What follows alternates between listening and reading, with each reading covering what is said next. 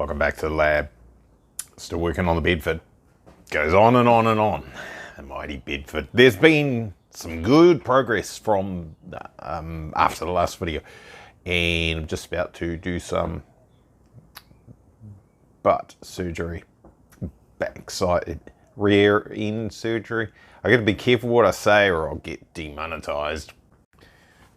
Today I'm going to be a voxel proctologist. That sounds even more sketchy. This whole channel will get shut down, won't it?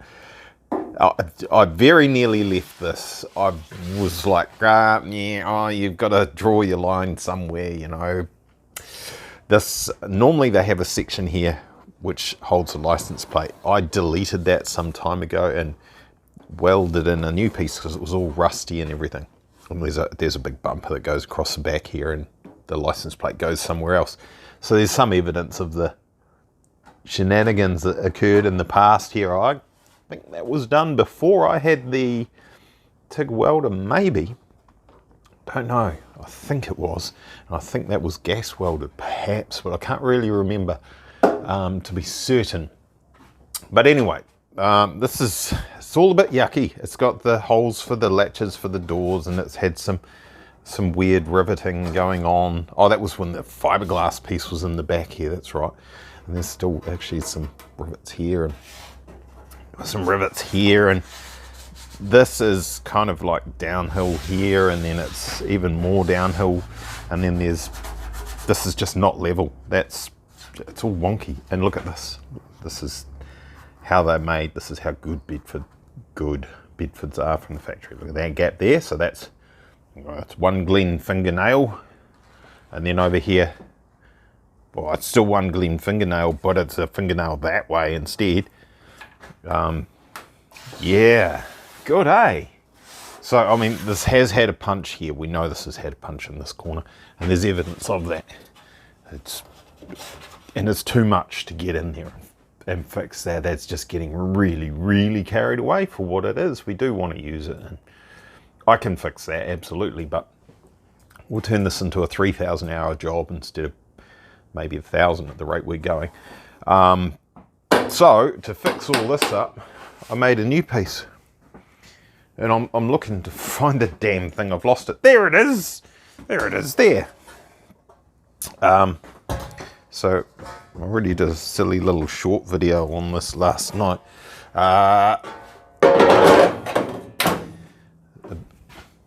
Stay there. A bit like that. That goes in there a bit like that. And it'll be much, much nicer. And I'm going to have to do some tomfoolery to try and hide this asymmetry. Because this is about right for the edge distance here to here, or the gap, or whatever you want to call that. It'll be a little bit tighter, obviously, once this is mated up with this. And then the other end, it's overlapping. So I'm going to have to cut this tapering so that when you open the boot, it's going to look nice. You may see that it tapers from there to there, but you do anyway. As it is now, that doesn't look right as it is. Oh, that's quite hard to put that down. In the meantime, things happened elsewhere, not so much this side. We've kind of gone backwards on this side. There was, well, you can see how thick the bog was. That's actually quite thin in this general area. Some of this was close to 10 millimeters thick down the side of this van, so it kind of inferred that the van was really, really, really wobbly and crooked. And it really wasn't. Like, there just didn't need to be that much on there, and there was rust happening in between. Oh, you can see there's a little bit of evidence there in between the bog and the steel. There's some there as well, so I've got to delete all that. I wasn't going to take all this filler off the side of this until I found a couple of spots, and just went, no, you can't leave that behind because it's just going to come back later. So the only thing that hasn't been stripped, okay, I've got to do around there. You've got to do that with a wire brush. That flare and this sill. Now I know there's shenanigans happening There's a drill hole there that indicates how deep the bog is on that sill. So doors got painted. Here we are, there's a door painted. It's all covered in dust and everything, so it doesn't look as nice as it could do, and as soon as you touch it, you scratch the paint, so we won't do that too much. It's dust, see? And there's a pretty reasonable sort of colour match going on, considering they were painted at different times and all that sort of carry on. It is a very tricky colour to do, and you can see the bonnet. I'm not sure how much of that I filmed, but there you go. There's the bonnet all done and dusted, fitted, so no bog, none at all. There is not one drop of actual fiberglass bog in there. So there's a bunch of spray putty on there, and there's some spot putty that you just swipe on with a spatula. So this is as close as you're going to get to bare steel, and then spray straight over the top. There's a little bit of crap in the paint, you get that, considering our awesome paint booth that we've got here. So, and the LED headlights, I'm not sure if we've videoed and mentioned those, but they're on there and they're looking great. So, and then down the passenger side here, we've got the door painted. Wifey's all right with it, but I'm not happy actually with the colour match between the two here. But hey, whatever. And this panel here has been painted, and that door's been painted. So I would say we're maybe halfway.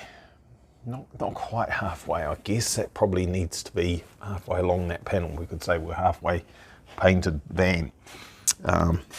Definitely a lot of dust on it.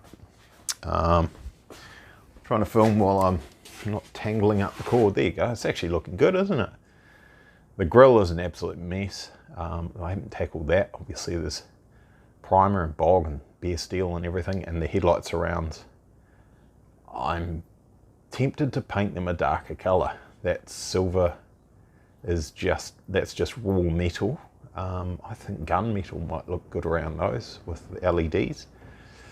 So yeah, right, I'm gonna get out the angle grinder. Alrighty, that's all welded in there. I just whacked off the top of everything with the angle grinder, which actually makes it look worse. You're better just to leave it alone. It looks nicer, but just to have a flatter surface so that there aren't any rogue peaks that might be a little bit sharp, and then paint doesn't stick to it that well, and then it'll start rusting there.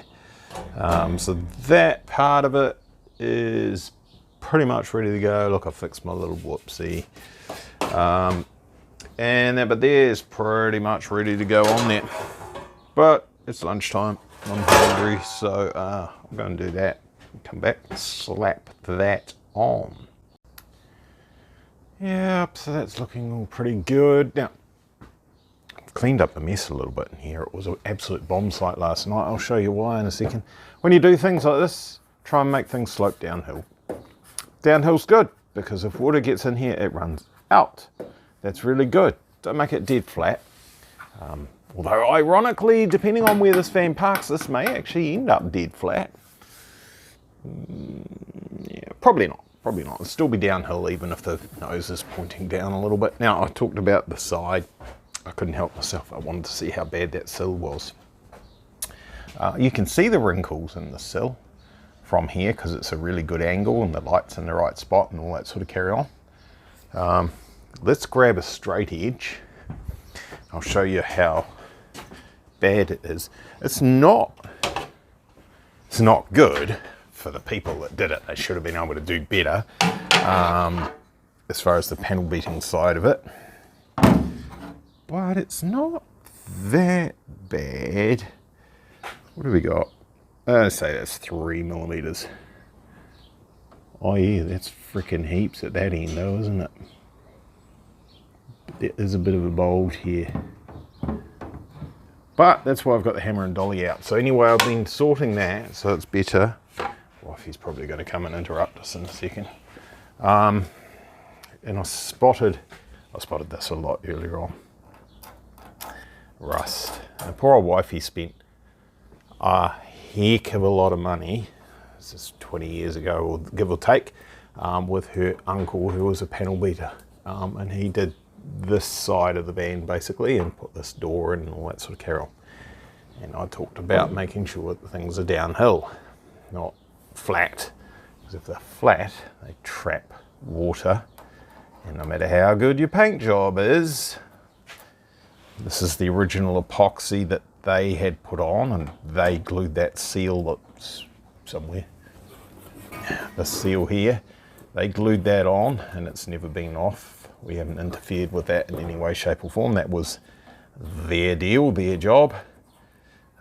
Surprised the glue's still nice and soft and pliable. That's quite good. ADOS is good, eh? Rusty, and as you come along, it's even worse. And I think that's probably a hole there if we go in far enough. So, and that's definitely right there. That's quite yucky right there. So, you can hear the crunching. Oh, it's not going to do it now. Isn't that good, eh? Yum, yum. So, another thing to fix, I'll chop this piece right out, I think, and just replace it tapered down ever so slightly. And so when you close that door, it won't have a beautiful panel gap all the way around. But it won't rust itself out and die. To be fair, it lasted like 20 years. A bit short of that, let's say a bit less than 15 years before it started to have problems. Probably actually 10. If we go back and figure out when I first attacked the side of this to sort all the issues out, it probably was 10 years after it was initially painted. Yes, gotta love rust. Rightio. Yep, it just gets better and better. You can see it already if you know what you're looking for. So this bit in the middle is all right. Obviously there's been an issue at the ends. There's a lot of water got in between their panel bond, because this section's panel bonded in, and the metal, and it's gone fizzy, and it's actually gone down in between the outer skin and the frame. Many disappoint. Many disappoint. Much annoy. So this is how they've attached this. It's screwed in. There's one there. There's one on the end there. There's a screw there. There's a screw there. And there's panel bond down here. So this doesn't help. Trying to just clear away, see what we have actually got, rather than throwing a tantrum and going to ruin the whole thing. But that's metal panel bond there. I was going to say metal set, but it is similar to metal set. It should not be in that state after all these years. It's supposed to dry basically rock hard. You shouldn't be able to scrape it off with your fingernails. Sorry about bad camera work. That's probably part of the problem. So there'll be, my diagnosis is poorly mixed, not enough hardener in this part of it, probably too much hardener in that part of it. That's gone too hard and brittle and broken away and allowed water in there and rusted. And this bit's actually survived because it's remained nice and pliable. Good, eh? Yeah. Right, where was I at? Losing track. It is actually good stuff, panel bond. You just warm it up with a heat gun, like pretty damn hot, and it'll let go. You can see that some of this was borderline on its prep work. Yeah. This definitely needs to go in the sandblaster. It should fit, and I need to weld that hole there. That's from, I believe, from water sitting here, and water doesn't always go downhill. It goes uphill as well, but it's possible there's been condensation and whatnot getting at this from the inside. There's loads of carpet and insulation and all that sort of carry on in this van normally, so that's questionable. I think it's probably, this is the top, right? So it sits in the van this way, it gets parked slightly downhill, the water runs down here, can't get out past the seals that they're running on it, eats away at that and then wicks its way up and just yuck.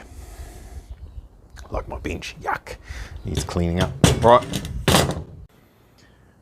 Good, eh? Done diddly do. Yep, all welded up. The trouble is when you grind it, it makes it look like rubbish. There's the dog trying to get attention in the background. But it's all pretty good. I've run the straight edge over it. Oh, I could give that a bit of a tap actually. Might do that. And we're less than 1 millimeter of deviation from perfect. So ironically, the door isn't actually, that's not quite got the right angle on that doofer.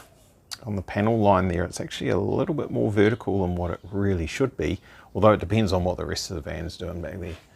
I'm not sure why they put the latch on the actual door. That seems to be the hard way to do it, because then the cable has to flex and go around the corner. It would have been perhaps better with the latch here.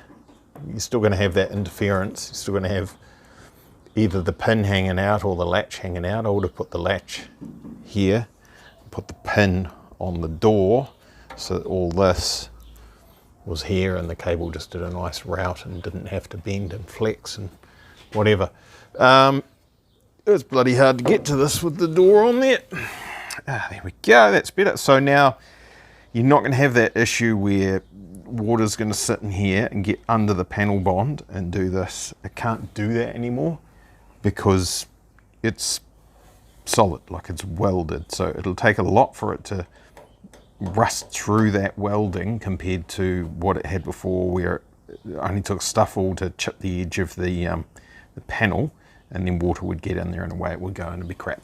So yeah, some of it come out very, very good. A little bit more work and we could have had it all looking absolutely perfect, but we're putting on so much spray putty in that anyway that this is kosher. This is cool. So let me just bloody squeeze back out of there. That's a nightmare.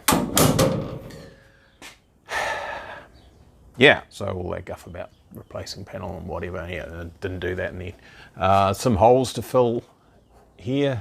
These are all just stupid. These were put in for rust inhibiting, and all I had to do was just come around to this side and come through this big wide open gap here and do the rust inhibiting that way.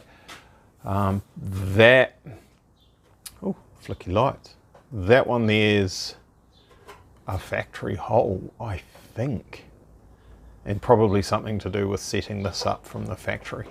But I deleted it over that side, so I will delete it here. Geez, she's a big job, man. Start from here and paint all the way over to there. That's a lot. Not going to happen today.